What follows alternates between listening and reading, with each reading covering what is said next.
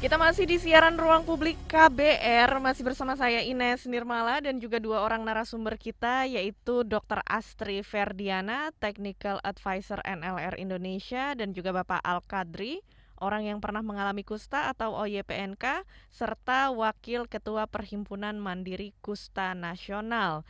Siaran hari ini juga dipersembahkan oleh NLR Indonesia dan tema yang kita angkat adalah tolak stigmanya, bukan orangnya. Bagi Anda yang ikut bergabung di siaran Ruang Publik KBR hari ini, Anda juga bisa mengirimkan pertanyaan lewat live chat YouTube di channel Berita KBR, WhatsApp di 0812 118 8181 atau ikut berpartisipasi langsung lewat telepon bebas pulsa di 0800 245 7893. Dan siaran Ruang Publik KBR juga bisa disimak di 100 radio jaringan di seluruh Indonesia dan di Jakarta lewat 104,2 MS3 FM. Baiklah, bagi teman-teman disabilitas dan OYPMK, orang yang pernah mengalami kusta, juga kita ajak untuk turut menyimak dan memberikan komentar dalam talk show kali ini.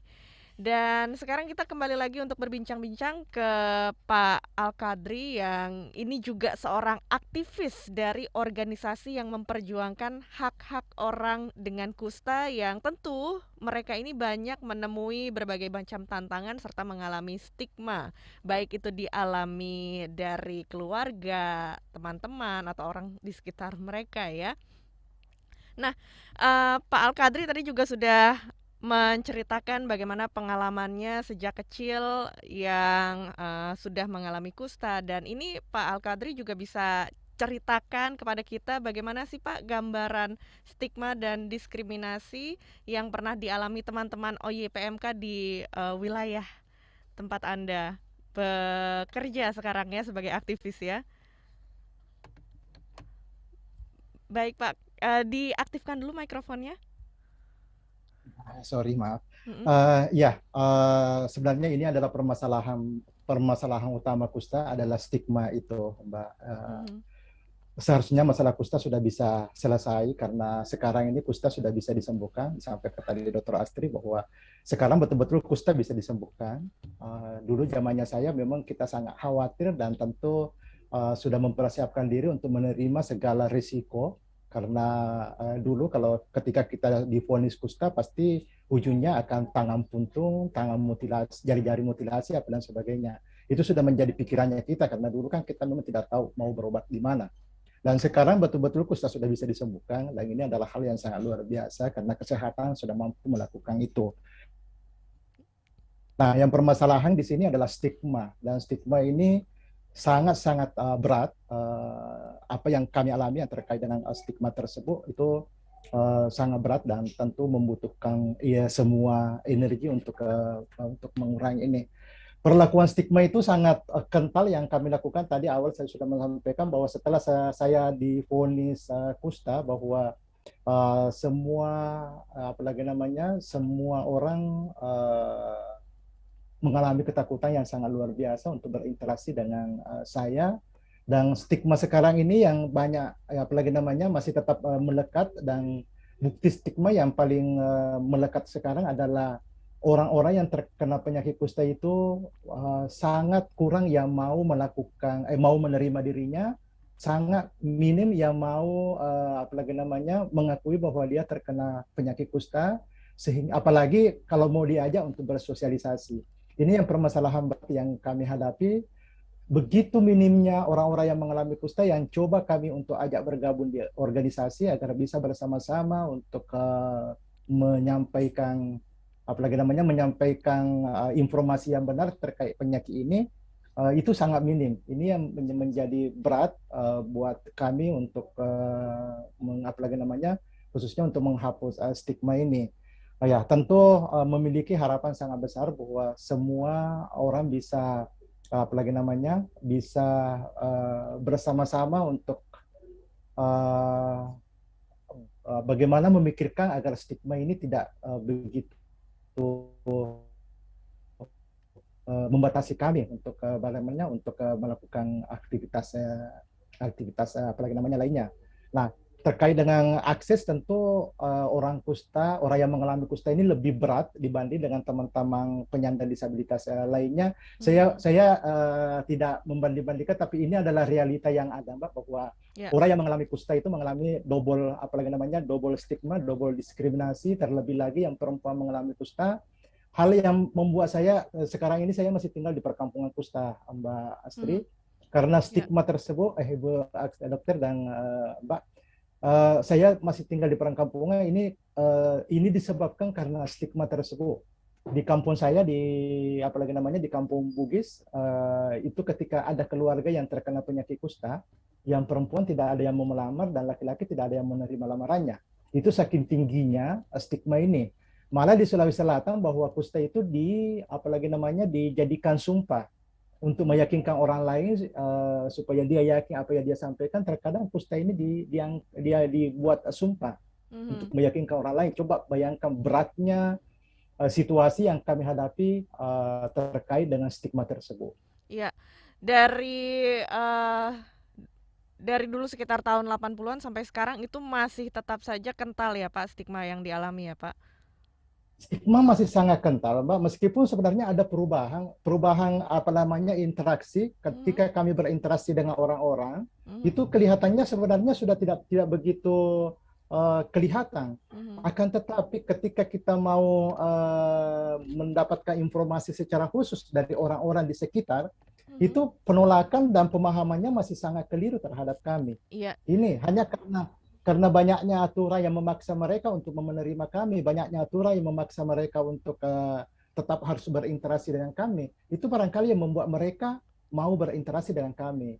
Akan tetapi pemahaman mereka terkait dengan penyakit ini, terkait dengan kusta itu masih sangat minim. Mhm. Sehingga dia tetap menstigma, tetap dengan pemahaman yang tidak benar Iya. terkait dengan penyakit yang pernah saya derita. Ya, dan di daerah Sulawesi Selatan itu juga ada kampung yang khusus di situ tinggal orang-orang dengan kusta ya, Pak ya? Iya, betul. Di Ad Sulawesi Selatan ada 8 perkampungan kusta mhm. yang dibentuk oleh zaman pemerintahan Belanda. Mhm. Itu ada 8 kampung, Iya. meskipun sebenarnya orang-orang di dalamnya itu sudah sangat minim. Mhm.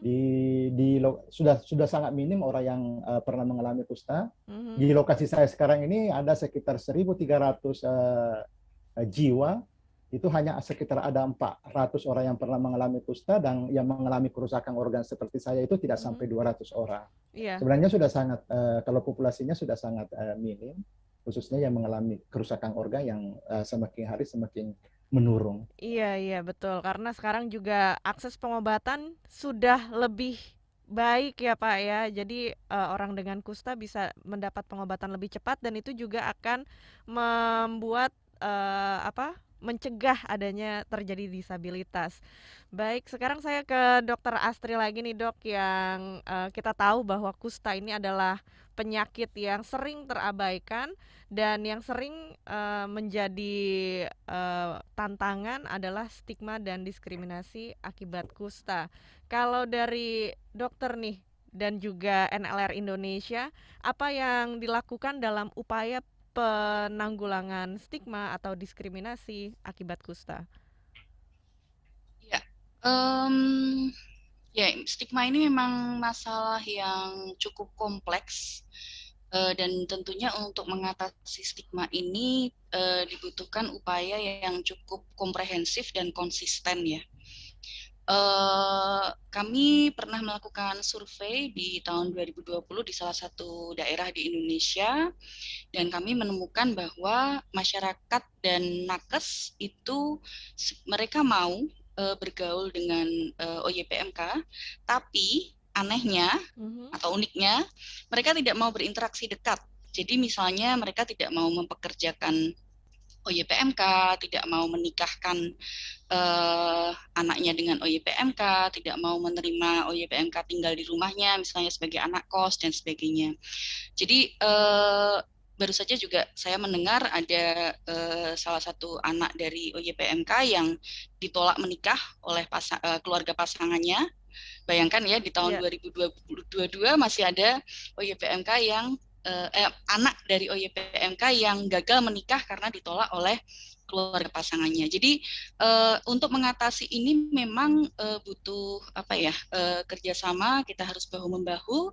Tapi yang perlu jadi basicnya itu sebenarnya kita harus sadar bahwa OYPMK itu punya hak dasar yang sama dengan kita, hak untuk mendapatkan kesehatan, pendidikan, hak untuk hidup pun, hak untuk mendapatkan kesempatan hukum, kesempatan politik, berpendapat dan sebagainya. Nah, kalau itu sudah kita pahami, kita akan bisa melihat bahwa sebenarnya OYPMK itu sama dengan kita, punya hak yang sama dengan kita, karena kita sama-sama manusia. Dia tidak berbeda dengan kita. Nah, kita tahu kan kalau misalnya di Indomaret misalnya, kita baru ngantri di kasir, kemudian tiba-tiba ada orang nyelonong mengambil hak antrian kita, itu kan kita marah, kita frustrasi, kita kecewa gitu kan. Nah, kalau kita punya kepercayaan diri yang kuat, kita tentunya akan maju ke depan. Bu, maaf, Ibu antri di belakang karena saya sudah antri duluan. Kita akan bilang seperti itu kan. Nah, tapi kalau pada OYPMK, karena mereka sudah mengalami stigma, sudah dicap negatif oleh masyarakat, dia juga ikut mencap negatif dirinya sendiri sehingga dia tidak akan bisa maju seperti itu.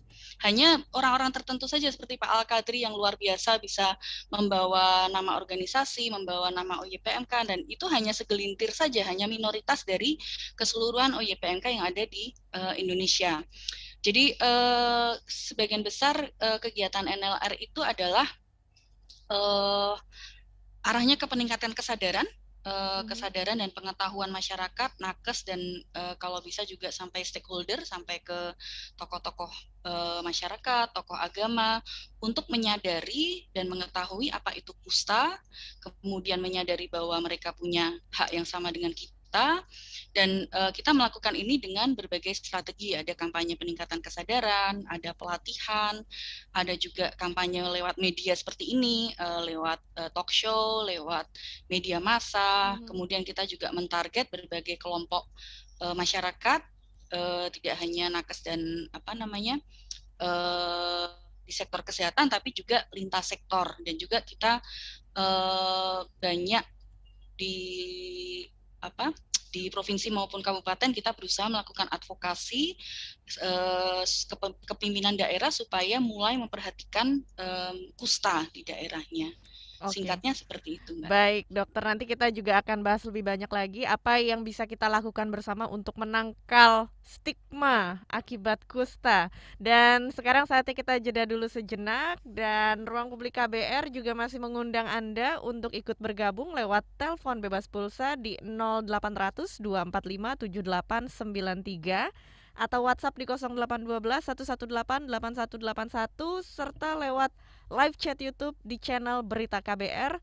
Bagi Anda yang ikut bergabung di siaran Ruang Publik KBR ini, nanti kita akan pilih 3 pertanyaan terbaik yang masing-masing akan mendapatkan e-wallet. Dan jangan kemana-mana, tetap di Ruang Publik KBR.